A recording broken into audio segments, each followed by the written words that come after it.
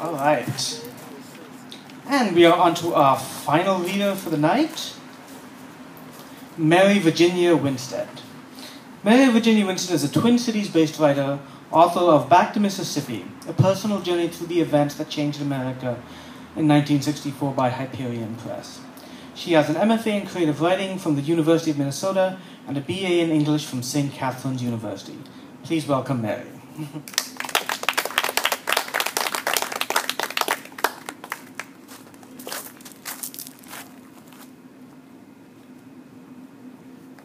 Thank you, Satish. I feel like I'm a stranger in the midst of a circle of friends, so it's nice to meet all of you. Back in the early 80s, I was going through a very dramatic transition in my life, and I knew that what I needed to do was go back to school and finish my degree. And the only place that I wanted to go was St. Catherine's. It was small, it was women, and it had a wall around it. And I knew that I would be safe. And even though I was a recovering Catholic, I thought, well, I should be able to get past the nuns. My experience had been, eraser throwing nuns in my elementary school.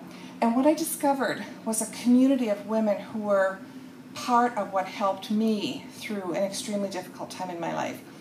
So my essay is really in tribute to one of the sisters who I loved very, very much.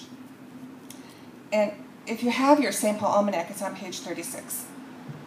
And my essay is entitled Mary Dear. And there's a picture of her on the, and I'm really touched. It snowed that afternoon. Heavy wet flakes pelted my coats on my walk down the sloping drive toward Cleveland Avenue. By the time I got to the iron gate, it was soaked through and smelled of wet lamb's wool. I looked back. I was an English major at St. Catherine's that snowy day in February of 1986. I'd been through a bruising divorce, and over the past 18 months, Jane Austen had distracted me.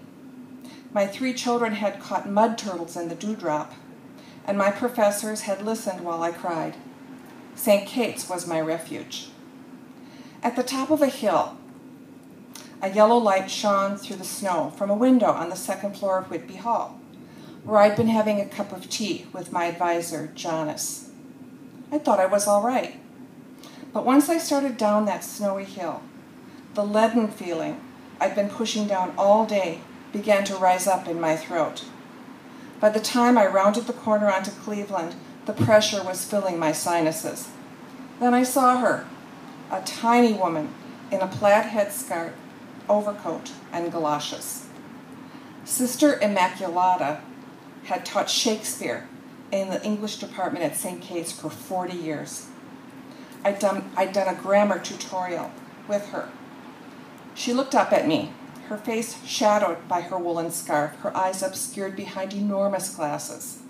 She was no taller than my shoulder. "Hello, Mary dear." It was how she always greeted me, taking my hands in hers.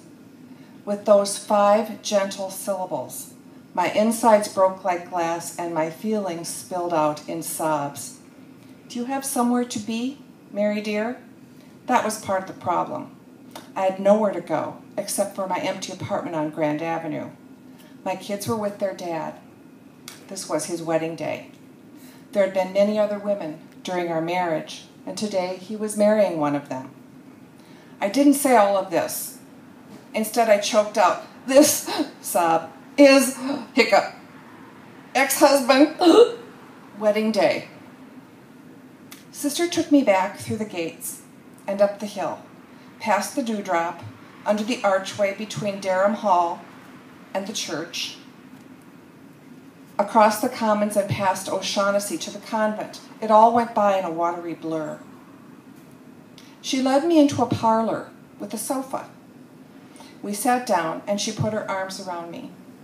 I easily outweighed her by 30 pounds, and yet I cried in her arms as though I were a baby. Time and the rest of the world were lost to me. When I stopped, head throbbing, The floor covered with wadded up tissues. Where had they come from? There was her face, as fragile as tissue paper, with guileless eyes that expected nothing but absolute honesty. The bathroom's over there, Mary dear. Inside, I leaned over the sink and splashed cold water onto my face. I looked like a prize fighter. When I returned, there were cookies and tea. My hands shook, rattling the cup and saucer. Sister, I don't know what to say, I said. My voice sounded strange. How long since I'd spoken? I don't know how to thank you. Suffering is a sacred place, Mary dear, she said. That is when God draws nearest. I finished my tea and stood up to go. She took my hands in hers. Goodbye, Mary dear. I stepped into the dark. Goodbye, sister. I started my journey back across campus and turned around. A soft yellow light was shining in the doorway, and a tiny woman in the middle of it was waving me on. Thank you. Beautiful, beautiful.